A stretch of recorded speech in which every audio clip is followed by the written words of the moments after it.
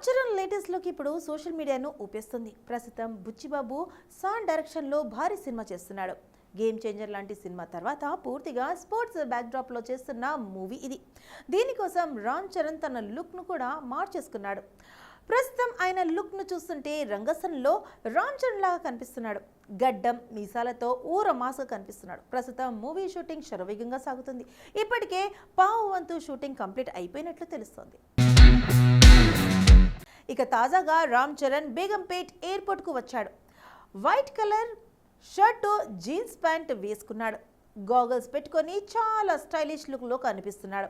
ఇందుకు సంబంధించిన ఫోటోలు ఇప్పుడు సోషల్ మీడియాలో హల్చల్ చేస్తున్నాయి.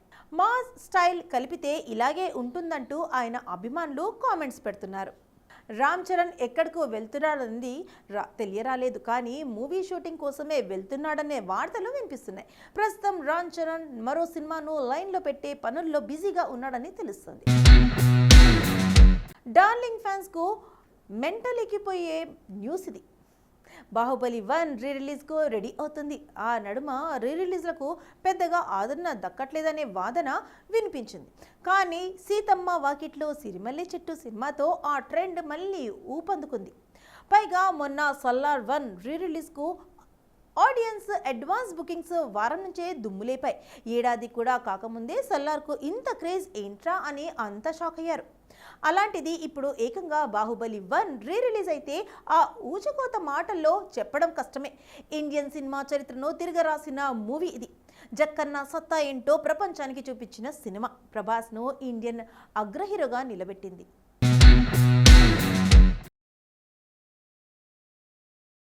ఇప్పటికీ టీవీల్లో వస్తే కన్నార్పకుండా చూసేస్తారు.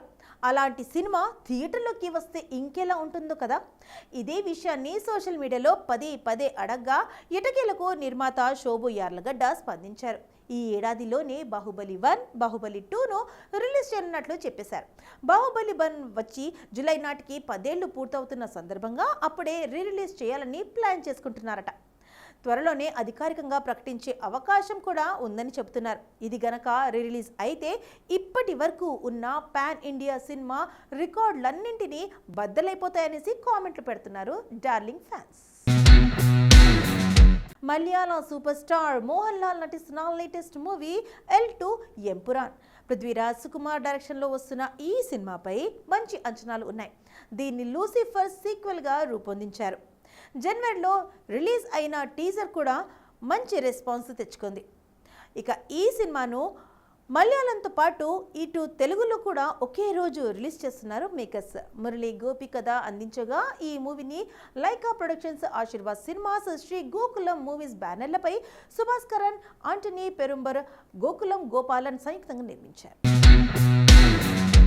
మోహన్ లాల్ ఈ సినిమాలో ఖురేషి, అబ్రామ్ ఆలియాస్ స్టెఫెన్ నెండుపల్లిగా కనిపించబోతున్నారు. డైరెక్టర్ పృథ్వీరాజ్ సుకుమారన్, టోవినో థామస్, మంజు వారియర్, ఇంద్రజిత్ సుకుమారన్లు కీలక పాత్రలు పోషిస్తున్నారు. 2 ఏళ్ల క్రితం మొదలైన ఈ సినిమా షూటింగ్ కంప్లీట్ చేసుకొని త్వరలోనే ప్రేక్షకుల ముందుకు రాబోతుంది. హిట్ మూవీకి సీక్వెల్ కావడంతో అంచనాలు బాగానే ఉన్నాయి. 1:2.8 రేషియోతో అనమోర్ఫిక్ ఫార్మాట్లో ఈ మూవీని తెరకెక్కించారు. మ్యూజిక్ డైరెక్టర్ దీపక్ దేవ్ కూడా పాటలతో ఆకట్టుకుంటున్నాడు. శ్రీలీల చాలా రోజుల తర్వాత సినిమాలో హీరోయిన్గా చేస్తుంది. నితిన్ సరసన ఆమె నటించిన రాబిన్ హుడ్ మూవీ మార్చి 28న రిలీజ్ కాబోతుంది. వెంకీ కుడుములు డైరెక్షన్లో వస్తున్న ఈ సినిమాపై మంచి అంచనాలు ఉన్నాయి. ఈ మూవీతో ఎలాగైనా హిట్ ట్రాక్లోకి రావాలని నితిన్, శ్రీలీల ఎదురు చూస్తున్నారు. అందుకే ప్రమోషన్లు జోరుగా చేస్తున్నారు మేకర్స్. అయితే తాజాగా ఓ ఇంటర్వ్యూలో శ్రీలీల, రష్మిక చేసిన కామెంట్స్ వైరల్ అవుతున్నాయి. పుష్ప 2 ఐటమ్ సాంగ్ చేసే సమయంలో రష్మికను చూసి ఇబ్బంది పడ్డట్టు శ్రీలీల చెప్పుకొచ్చింది. ఎందుకంటే రాబిన్ హుడ్ సినిమాకు ముందు రష్మికనే తీసుకోవాలని అనుకున్నారట. ఆమెతో కొన్ని సీన్లు షూట్ చేసిన తర్వాత ఆమె ప్లేస్లో శ్రీలీలను తీసుకున్నారు.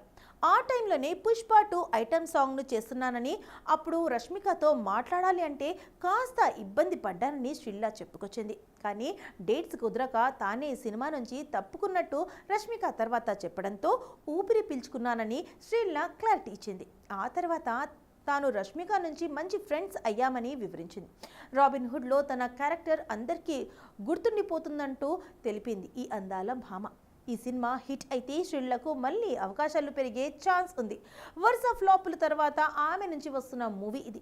పుష్ప 2 ఐటమ్ సాంగ్ క్రేజ్తో ఆమెకు మళ్ళీ అవకాశాలు క్యూ కడుతున్నాయి.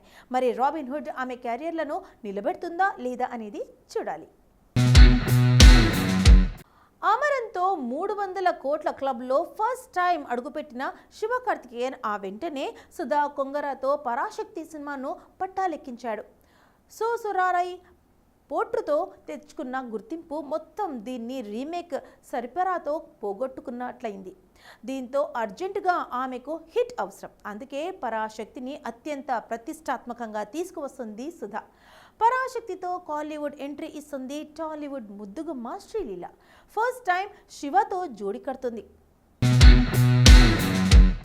అలాగే ఈ చిత్రంలో తమిళ star hero Jayam Ravi negative షేడ్స్లో కనిపించబోతున్నాడు. మరో యంగ్ హీరో అద్వర్య కీ రోల్ ప్లే చేస్తున్నాడు. శివకార్తికేయన్ 25వ సినిమాగా వస్తుంది పరాశక్తి. 1965లో జరిగిన యాంటీ హిందూ అల్లర్లకు వ్యతిరేకంగా ఈ సినిమాను రూపుదిద్దుకోబోతున్నట్లు ఓ న్యూస్ కాలీవుడ్లో చక్కర్లు కొడుతుంది. రీసెంట్లీ రిలీజ్ చేసిన టీజర్ అంచనాలు డబుల్ చేస్తుంది. అలాగే ఈ కాస్టింగ్ కూడా క్యూరియోస్గా కలిగిస్తుంది. ఇప్పుడు ఈ సినిమాపై మరింత హైప్ పెంచేందుకు ఫిలిం మేకర్స్ మరో యంగ్ యాక్టర్ను రంగంలోకి దింపుతోందని టాక్.